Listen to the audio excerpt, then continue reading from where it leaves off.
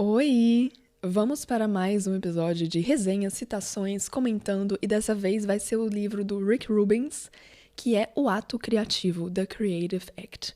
So, if you speak English, sorry, but this time I read this book in Portuguese and I'm wanting to do this review also in Portuguese, and I'm also going to stop telling sorry for speaking my own language and reading my own books and wanting to talk in my own podcast how I want. But yeah, this is just a reclaimer because we're going to have a lot of episodes of this podcast that are also in English, but this one, not.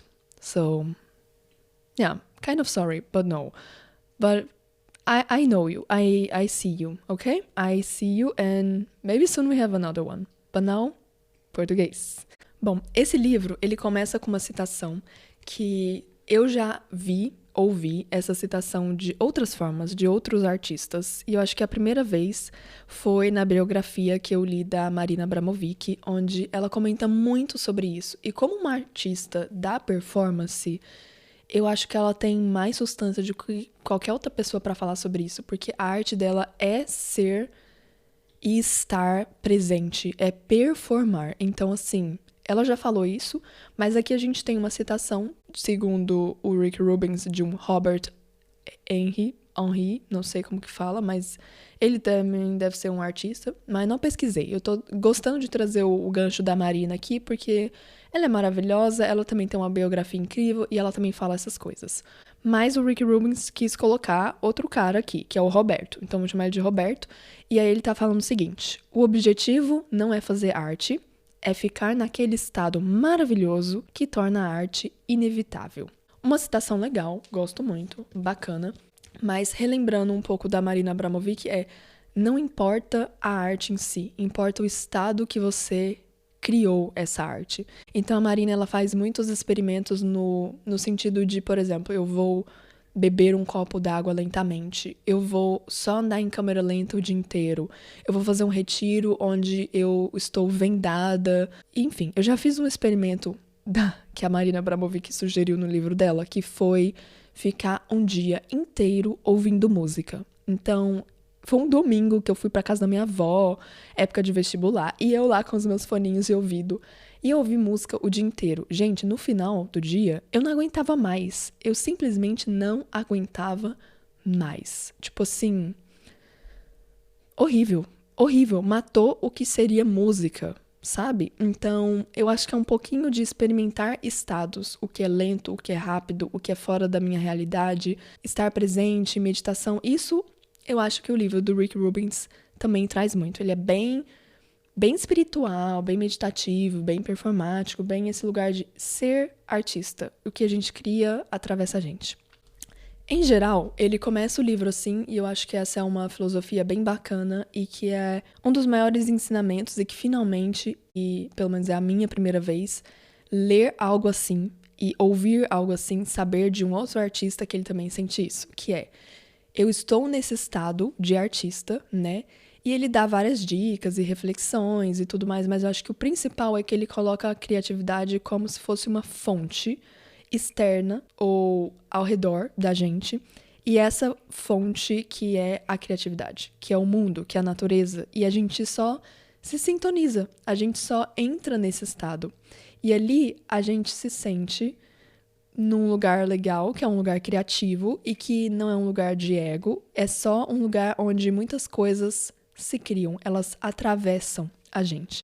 Eu já tive um insight mais ou menos assim, mas por muitas vezes eu fiquei não confiante nesse lugar, porque esse lugar me tira muito do controle de, peraí, então vou fazer uma arte que é, sei lá, meio ruim, só porque alguém trouxe essa inspiração aqui pra mim. E não é muito assim, né? Então ele traz mais um lugar de somos um canal. E eu acho que esse nome, tipo, ele não traz aqui. Esse é um nome meu e é um nome que funciona pra mim. Porque uma das formas mais duradouras e longas que eu tenho experimentado é ter um canal no YouTube. E lá é um lugar onde eu sinto muito isso, muitas mudanças, muitas variações. Poucas coisas eu consigo registrar, dar formato, entregar para as pessoas lá. Mas eu sou um canal, eu não sou necessariamente eu quero mostrar minha vida, tarana. Eu só tô sendo um canal, eu só tô passando uma mensagem, ou uma inspiração, ou uma ideia, E a minha vida muda, aí a criatividade muda, o que eu vou passar muda também, mas eu continuo sendo esse canal de canalizar, trazer alguma coisa do plano das ideias para um plano mais material, de um vídeo, de um podcast, de alguma coisa. Então eu tô começando a entender, pelo menos, esse é o nome que eu uso, e é um pouco do que ele fala aqui no livro e que pra mim funciona. Essas seriam as duas coisas principais. Que talvez essas duas coisas sejam uma coisa só, que é estar nesse estado e ser somente um canal. Todo mundo é criativo, todo mundo pode criar. A gente não tá falando aqui só de arte, inclusive, a gente tá falando de ter criatividade no seu dia a dia, no que você faz, qualquer outro tipo de trabalho. É existir criativamente no mundo. Ele fala, por exemplo, todos são criadores. No pequeno capítulozinho disso, ele tem várias frases legais que eu marquei, tá tudo marcadinho aqui, eu vou ler algumas. Criar é trazer à existência algo que não existia antes. Pode ser uma conversa, a solução de um problema, um bilhete para um amigo, a reorganização da mobília da sala, um novo caminho para casa, enfim, para evitar um engarrafamento e por aí vai.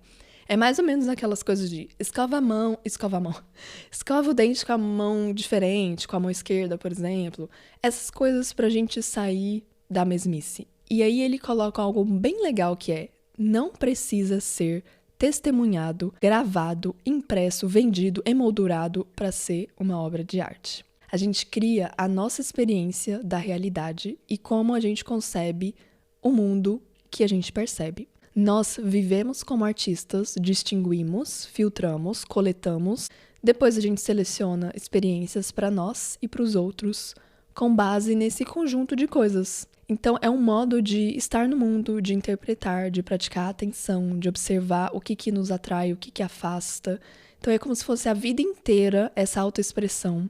É como se ser criativo é o que tem para ser, porque a gente vive num universo criativo. Esse livro segue com capítulos curtinhos. Ele tem uma escrita muito simples, muito didática, muito sintética, bem objetiva. Eu gosto muito disso.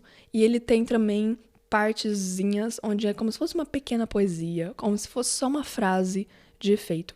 Eu acho que assim funciona muito uma leitura que é mais leve, que é uma leitura mais objetiva e que ele não cai tanto assim nesse lugar de autoajuda, mas ele também não fica muito abstrato, ele não fica muito só falando de, criatividade, arte, abstrações, ideias. Não, ele também vai para um lugar de vou dar uma dica, vou dar um exemplo, vou ser objetivo. Então, eu acho que ele traz os dois e ele é uma leitura muito breve, muito simples. E aí acaba sendo um livro que você pode abrir e voltar para ele vezes e vezes e vezes e vezes. Eu acho que esse lugar é um lugar legal, que eu já falei, de pouco ego.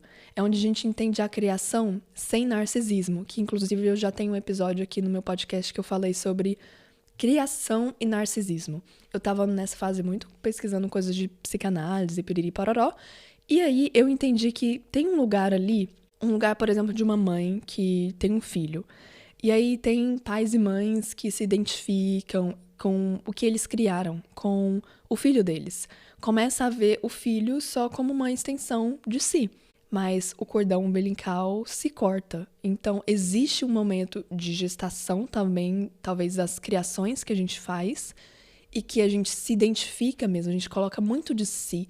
É algo que parte da gente, a gente não é uma tábula completamente rasa, a gente tá vivendo uma fase da nossa vida ali, mas é tão vulnerável e é tão pessoal que a gente tem que cortar isso, tem que desenvolver isso para que aquilo passe a ser não só sobre mim, e sim agora é uma obra de arte e que inclusive nem precisa ser testemunhada, gravada, vista, mas que vai passar a ser uma outra coisa. E aí ele colocou aqui, por exemplo, numa frasezinha, página 26. Não importa quais ferramentas você use para criar, o verdadeiro instrumento é você. E através de você o universo que nos cerca entra em foco. Sinto que serve para mim. Não sempre, mas eu sinto que serve pensar que é através de mim que o universo entra em foco. Literalmente, onde eu sou o estado, eu preciso estar nesse estado, é através de mim que essa coisa vai ser canalizada, ou eu não preciso de todos os instrumentos, o instrumento aqui verdadeiro sou eu, é o meu jeito de fazer essa arte, é muito subjetiva mesmo, tem o meu estilo, tem aquilo outro, mas é um canal só, é um prisma, não é... Isso aqui não vai me definir pra sempre. E aí eu acho que tem uma frase da Femingos que é perfeita pra isso, que é: tem coisas que só você pode criar. Eu acho que ela resumiu muito do que o Rick Rubin fala aqui também. De novo, uma menina criativa maravilhosa que eu adoro e que é basicamente isso. Ela tem um podcast também, ela já fez um livro, ela gosta de maquiagens, tem um canal no YouTube, faz roupas. Ela tá vivendo criatividades em diversos lugares, agora inclusive com a música, e ela coloca no centro dela essa frase, esse slogan dela, digamos assim, que eu acho que, se não me engano, ela também já participou de um episódio do Gostosos Também Choram, e lá ela também falou isso. Tem coisas que só você pode criar. Tem umas coisas que, enquanto eu lia, eu fiquei assim, uou, isso mesmo, me identifico, que é como a natureza é uma grande inspiração, como a gente precisa rever nossas referências, nossos círculos de amizade. Então, isso são clichês e que não diminui, continua sendo muito verdade, mas não vou nem comentar muito sobre eles aqui, porque eu acho que eles são óbvios. Outra coisa que eu não esperava que fosse tão óbvia, mas que também é verdade, são hábitos e práticas, que é um pouco do que eu falei. Esse livro ele é bem objetivo, apesar de ser criativo e abstrato também. Então ele traz aqui umas partezinhas falando sobre hábitos. Por exemplo, uma boa arte ela vai vir de um bom hábito. E é esse lugar que faz sentido, já que é um estado, já que é performático, já que sou eu, então o que eu tô fazendo comigo todos os dias, a cada momento? E aí ele sugere, tipo, uma manhã matinal, ou então uma manhã de noite. Uma manhã de noite, é ótimo. Uma rotina matinal, ou então uma rotina de noite. Então, eu aprendo uma nova forma de viver, e é essa forma que eu vou praticando. Eu gostei muito desse rigor da prática, porque às vezes eu acho que nós, artistas, somos doidinhos, as coisas ficam fora de lugar, a gente tem bagunças internas e externas, e muitos projetos e ideias. E aí, tem uma parte de mim que quer organizar, categorizar, ter uma ordem, ter uma rotina. E às vezes eu sinto que, não, mas não pode ter rotina, isso vai matar a arte. E na verdade não. Eu não preciso pensar talvez em rotina e em rigor de um jeito pra matar a minha arte, mas eu preciso pensar em hábitos, em práticas, em como que eu vivo. Se eu não tô vivendo artisticamente, eu não vou criar nada a partir disso. E se eu tenho um hábito de, às vezes ele até comentou aqui, às vezes o hábito é pensar. Eu penso, e esse é um hábito que eu tenho de pensamentos ruins, pensamentos de eu não sou boa, pensamentos de me comparar. São hábitos, então é onde a gente pode ver, praticar exercícios, treinar seu corpo, treinar um instrumento, treinar as coisas. Isso eu acho que não é tão óbvio, ou pelo menos pra mim não era. Porque eu fico assim, realmente, amizades, realmente, intuição, realmente a natureza, a inspiração, realmente. Conexão, ritmo, ciclos, espiritual, tudo isso pra mim é mais palpável, mas como que eu insiro rotina e hábitos? Esses dias eu estava andando de volta para minha casa e eu tinha visto um filme e aí eu fiquei pensando, caraca, filmes são pra vida. E eu fico assim, mas essa pessoa já morreu, ela nem tá aqui mais, mas eu escuto a música dela, eu vou lá e vejo um filme com ela, e aí uma atriz vai fazer a história dela, ela virou história, sabe? Ela virou alguma coisa. É como se fosse, assim, a própria natureza, porque tudo que existe no mundo, o universo, a natureza, a gente morre e uma montanha continua. E fica aí. Por anos, talvez ela se move, um vulcão entra em erupção, tudo bem. Mas as criações, elas permanecem criadas. Então não poderia falar de arte num sentido não espiritualizado e para a eternidade, que é algo que eu vivi, é algo que eu mesma pensei, mas que é algo que esse livro me motivou e me provocou muito também. De tipo assim, tem uma fala, deixa eu até procurar aqui. Tá, eu não achei. Mas acredita em mim, tem uma fala que é assim, a gente não tá aqui querendo ser servido pela arte. É uma parte muito delicada que eu gostei muito, onde ele tava falando de trabalho e de dinheiro e de lucrar com a arte, de fazer aquilo, o seu job mesmo e tudo mais. E assim, quando ele falou isso, ele falou assim, que quem é você pra se achar melhor que a arte? Desculpa, mas quem é você? De tipo assim, você não tá aqui pra receber dinheiro pela sua música. Você vai morrer igual Amy Winehouse e Bob Marley e a sua música continua. A sua criação, ela tem que ser criada. E você é só por onde aquilo aconteceu. Você não é importante. Você vai morrer, você vai acabar. Outras pessoas podem fazer o seu papel num filme depois. Tipo assim, é tão insignificante que faz mais sentido você continuar pensando, eu sirvo a arte. Não é o contrário, é eu estou aqui para servir essas ideias, elas precisam chegar no mundo. É isso que é importante, a música ou essa história. Eu não sou. O que eu vou lucrar com isso não é. A estética, o design, o prazo, nada disso é, tipo, esse lugar da devoção, da vocação, de quase como se fosse um chamado artístico que é mais espiritual, que é mais divino, que é mais humilde, inclusive, é muito bom. Eu gosto muito dele. Eu acho que se eu tivesse entrado em contato com essa filosofia artística, digamos assim, anos atrás, eu ia ficar muito assim, pelo amor de Deus, eu estudei, eu fiz uma graduação, é um trabalho, cara, tipo, é um trabalho, sabe? Eu preciso de menos conversinhas assim e mais regras e legislações que me protegem como artista. Mas, hoje em dia eu já tô assim, quer saber? Realmente não.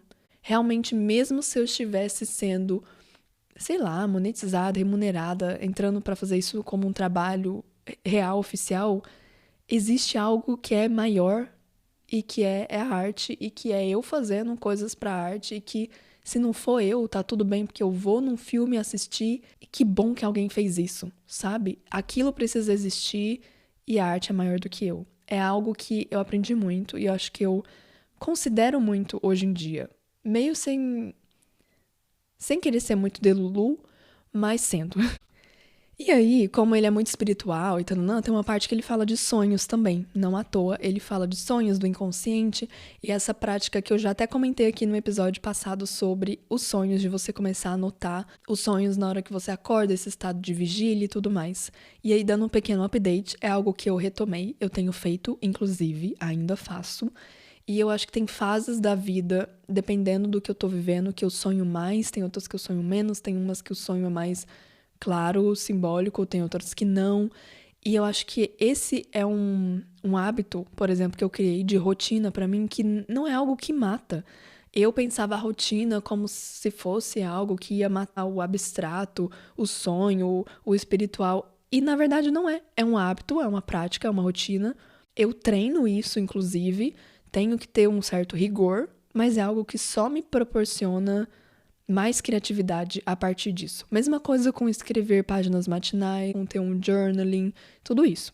Por falar em journaling, lá na página 104, ele fala que a gente tem que ter um espaço livre para expressar as coisas que a gente tem medo.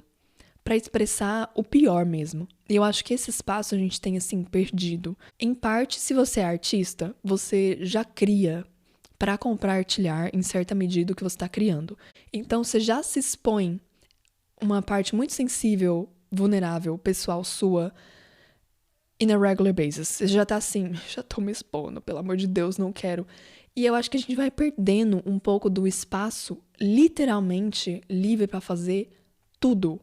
Tudo. Esse espaço, ele não precisa ser isolado, mas ele pode ser isolado. Ele pode ser um espaço longe, perto. Ele pode ser um caderno, mas ele pode ser um espaço físico. Sabe, ter um espaço para você jogar o podre e se abrir.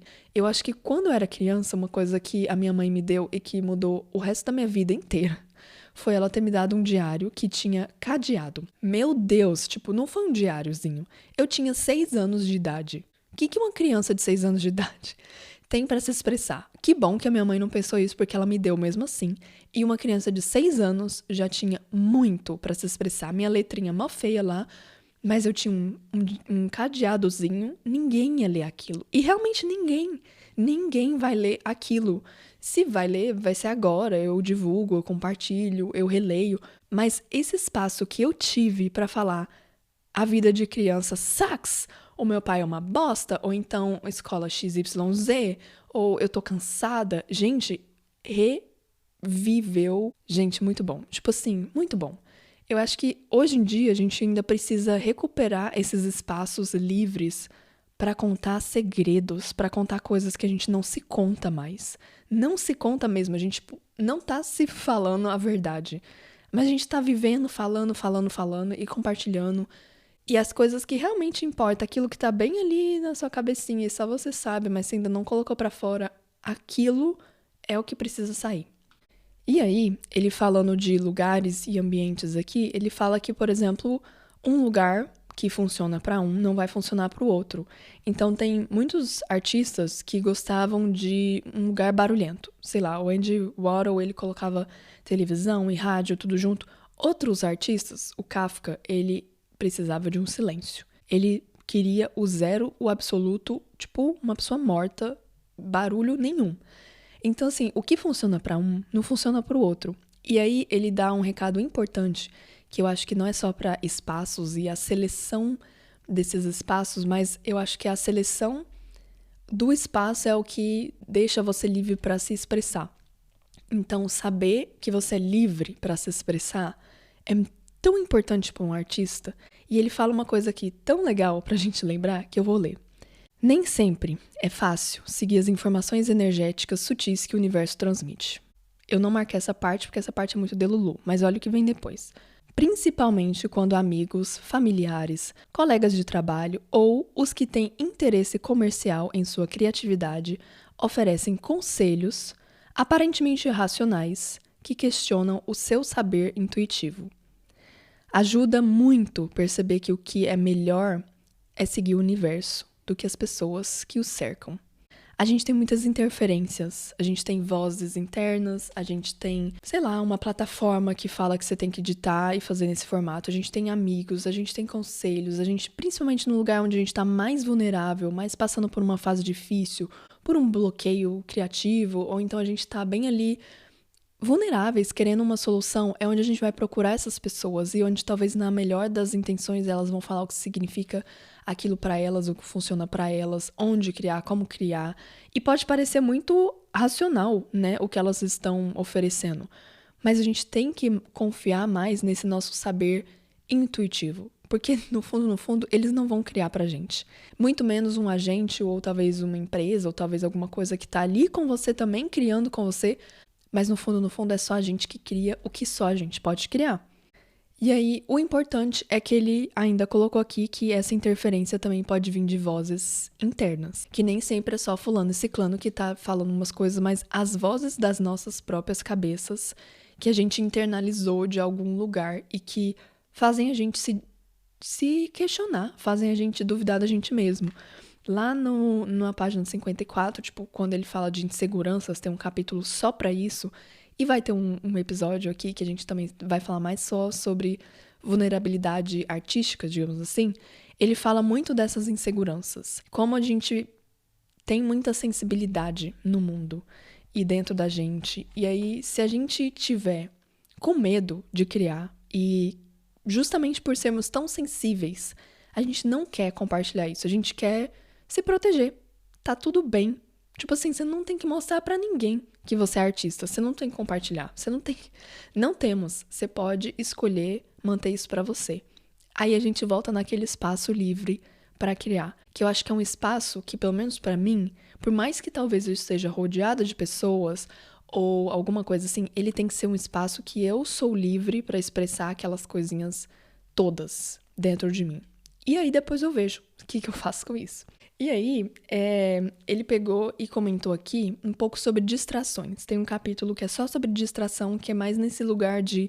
Sabe quando a gente tá dirigindo um carro e aí vem as ideias? A ideia melhor de todas veio na hora do banho, ou a gente tá meditando, e aí o mantra é uma distração para que a mente fique vagando. E aí, nesse vago, vem as ideias. Ou quando a gente fala assim, não, eu vou me afastar, eu vou dormir, vou pensar, e aí depois eu volto pra isso. Tem até um ditado em alemão que é über eine Sache schlafen. Eu vou dormir sobre essa coisa. Então, literalmente, deixa um tempo e tananã. No episódio passado de narração, a gente comentou sobre o ócio. Pra narrar, a gente precisa do ócio. E eu acho que já é um clichêzão também que a gente precisa do ócio pra criar qualquer coisa, pra fabular, pra tananã. Mas o ócio, ele é muito sabe? Tá, ok, precisa de ócio, e aí? E eu acho que esse livro, ele traz um pouquinho de soluções e sugestões. De tipo assim, olha, um jeito é você se distrair. E aí, se distraia é mais fácil do que entre em ócio. Só que uma distração no sentido de realmente se distrair. No sentido de ele vem aqui e ele fala, olha, é um mantra, é você ir andar de carro, é você sair sem rumo, é você, sei lá, ir fazer um exercício físico. Às vezes isso funciona pra você. Porque distração não é procrastinação. Distração é você se distrair, né? Então, ele traz aqui soluções legais também pra gente entendendo os clichês de um outro jeito.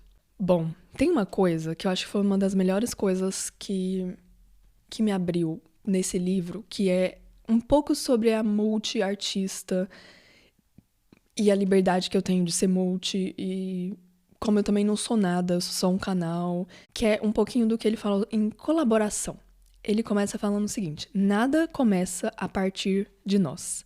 Muitas vezes, e se vocês estão aqui ouvindo esse podcast também há muito tempo, vocês já ouviram essa palhaçada que a Aline fala sempre, que é eu sou muito sozinha, e muitas angústias e crises, eu crio muito sozinha, eu tô em casa. E mesmo quando eu participei já, fiz uma peça, eu fiz um projeto colaborativo, eu tô numa parceria com alguém, eu sinto que ainda assim eu me sinto muito sozinha. E algo na solidão é muito bom, muito importante. Quando eu tô sozinha é quando eu penso, é quando a inspiração vem. Mas na minha cabeça eu ficava assim, será mesmo que faz sentido? Será que eu não tô meio errada e eu deveria estar criando mais em comunhão, piriri pararó? E eu achei essa visão aqui muito legal e libertadora do que ele falou, de que nada começa a partir de nós. Se eu tô começando a pensar muito em mim mesma, seja eu sozinha, ou num projeto, ou num grupo, e eu começo a achar, mas é a minha ideia, mas é a minha inspiração, mas... Não, baixa a bola, filha. Nada começa a partir de mim. Gente, me libertei, não começa mesmo. A criatividade, ele coloca aqui, ela é uma discussão interna entre esses aspectos do eu. Às vezes, eu fico me achando muito fragmentadinha, né? Já fui numa terapia há muitos anos atrás sobre isso, e a mulher ficou assim, que foi? O que tá acontecendo aqui? E eu parei de fazer a terapia, tá tudo bem? Mas assim, muitos aspectos diferentes do eu, do artista. Aí tem essa persona, aí tem outra persona, e aí tem distintos eus que sentem coisas diferentes, que vivem coisas diferentes, que olham para a vida de forma diferente e que têm uma relação diferente com essa ferramenta, com aquele público, ou simplesmente com quem você é hoje, que é diferente de quem você vai ser amanhã. Então, a criatividade, ela é essa discussão entre esses seus eus. E essa negociação entre eles, para eles criarem juntos da melhor forma possível, tem que acontecer. É muito louco isso. E eu fiquei, realmente, eu sou eus. E aí, a minha obra de arte, ela vai ser a coisa que vai comungar o tanto que eu consegui esses muitos eus. E não é um lugar onde eu continuo me separando, onde agora essa é a artista X, agora a outra artista é outra artista. Muito pelo contrário, a arte é um lugar tão amplo e tão abrangente que é o lugar para eu ser, o que ele comenta ali depois, um prisma do eu. E tem vários tons da minha sensibilidade, tem vários tons da minha autoexpressão, entendem? E aí, reconfortantemente, ele tem essa frasezinha no final da página 67, a verdade é que você nunca está sozinho quando cria arte. E é verdade. Eu acredito. Regras. A gente acha que regras estão ali pra gente se limitar, né? Tipo assim, nossa, eu não posso fazer isso, não posso fazer aquilo, não posso fazer aquilo outro. E a gente entende que o artista, a arte, ela tem que ser confronto. Ele tem essa frase que eu marquei grandona aqui, arte é confronto. Ela tem que ter um choque, ela tem que ter saindo da caixinha, porque senão, pelo amor de Deus, não é arte. Eu não vim aqui ser artista pra ser mais do mesmo. Então, tem um lugar onde a gente desafia esses limites e tem um lugar criativo onde a gente pode se colocar regras e criar com essas regras. Tipo assim, agora eu só vou compor uma música com palavras que começam com P. Ou agora eu vou fazer isso e aquilo outro. Então, ele tem, na primeira etapa ali, que seria a etapa da experimentação, um lugar onde eu posso, inclusive, brincar com regras. Fugir da regra, ser um confronto, ou então usar a regra para me explorar criativamente. Tem uma parte que ele fala, por exemplo, do Lars von Trier, que ele é um diretor muito massa, e ele fala algumas regrinhas que ele mesmo colocou para ele mesmo quando ele foi gravar o Voto da Castidade. que ele colocou assim: o filme deve ser rodado em locação, sem adereços nem cenários que não existam logicamente no ambiente. Regra 2. Os sons têm que ser diegéticos, nunca devem ser produzidos como música que não exista dentro da cena. 3. Todas as tomadas devem ser feitas com a câmera na mão. E por aí vai. Ele coloca regras pra ele mesmo. O que eu quero? Eu quero isso, isso e isso.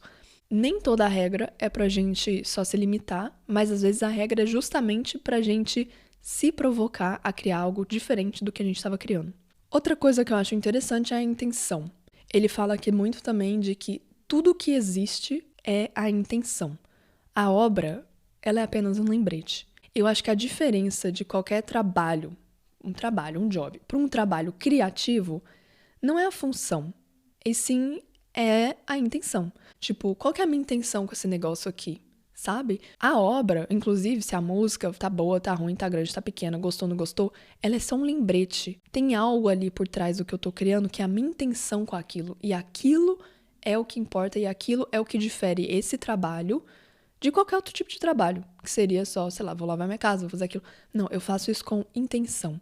Por isso que talvez a gente não percebe, mas lavar uma casa, passar uma roupa, cozinhar alguma coisa, tudo isso, escrever um bilhetinho, dar um presente, a intenção tá ali. E aí a obra é só um lembrete daquela intenção.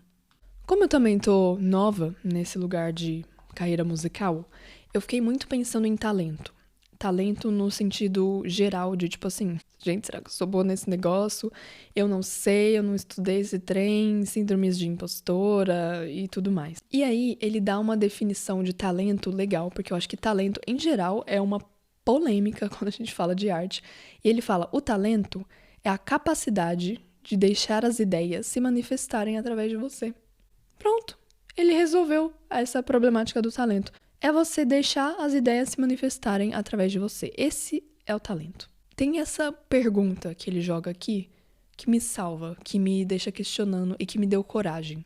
Para toda vez que talvez eu tiver as minhas rascunhites e o meu medinho, eu lembrar disso aqui. Como uma obra de arte pode ser um prazer que carrega culpa? Entende? Não tem como. Como que uma obra de arte vai ser um prazer se eu tô carregando culpa? Culpa de não agradar, de não ser bom o suficiente, de estar na mesmice, de estar numa zona de conforto. Qual que é o meu propósito se eu estou negando o meu próprio ponto de vista, que é pessoal, que é exclusivo? Entende? Pra gente encerrar, eu trouxe o final mais inspirador que eu consegui achar aqui, coisas que reverberam pelo menos pra mim, pra compartilhar com vocês. Uma delas é a questão da tradução. Ele coloca aqui a arte como um lugar de tradução. E eu, como uma pessoa que é professora e que mudou de país, que eu me interesso muito por línguas, inclusive vou deixar o linkzinho da minha pesquisa aqui na descrição também, pois a minha pesquisa de TCC, onde eu falo de teatro e línguas estrangeiras, foi publicada, você pode ler. Então, é um lugar que eu me relaciono diretamente como arte sendo esse ato de decifração, que ele coloca aqui no capítulo da tradução. Essa não é uma correlação direta, ela é uma relação fluida. Quando aprende um novo idioma, você é capaz de fazer uma pergunta, proferir uma frase muito bem decorada, ou talvez dizer algo engraçado. Ao mesmo tempo, você pode se sentir incapaz de compartilhar grandes ideias e sentimentos mais sutis e expressar a definição completa de quem você é, de fato. Então, quanto mais a gente se desenvolve, expande e afiamos essas habilidades, mais fluentes a gente se torna na criação. E eu acho que esses paralelos que ele acabou de falar aqui de tradução, eu deixar a coisa atravessar, eu decifrar as coisas, faz muito sentido pra mim. E é quase que esse lugar de eu ainda só preciso aprender e praticar um pouquinho mais. Porque eu sinto que eu tô começando, mas a profundidade, a complexidade, ainda não cheguei lá. Mas eu vou chegar, só tem como eu chegar lá se eu continuar praticando, estudando, afinando. Quando a gente pensa muito em propósito e coloca o propósito numa funcionalidade, ou começa a pensar, por que eu existo, por que eu estou aqui, nananã, lembra, eu só estou aqui para criar. É uma coisa que ele fala, página 222. E depois, pensando muito em vocação e tudo mais, é algo que eu já comentei nesse episódio, eu falei, eu estou a serviço da arte e não o contrário. E aí, a minha vocação é simplesmente seguir esse entusiasmo. eu vou seguir as coisas que me entusiasmam. E aí pode ser que essa coisa mude, que o meu prisma reflita de outros jeitos aqui, meus muitos eus e a cultura, e como que eu traduzo isso. Deixa fluir, segue essa vocação, segue esse entusiasmo e segue sendo um canal a serviço da arte. Bom, é isso. Muito, muito obrigada por ter me acompanhado nesse episódiozão sobre criatividade, sobre essa resenha do Rick Rubin. É um livro que eu recomendo muito para pessoas, artistas, criativas ou interessadas. Quis trazer, assim, coisas da minha vida em diálogo com alguns trechos que eu acho super relevantes, mas tem, obviamente, muito mais no livro. E se vocês tiverem qualquer outro comentário ou ideia, ou se vocês já leram ou querem ler, ou se alguma das coisas que eu falei aqui vocês experimentam também ou de diferente forma, comentem aqui, tem a nossa caixinha, também tem os comentários do YouTube, a gente pode ir trocando, tá bom? Um beijo e até o próximo episódio.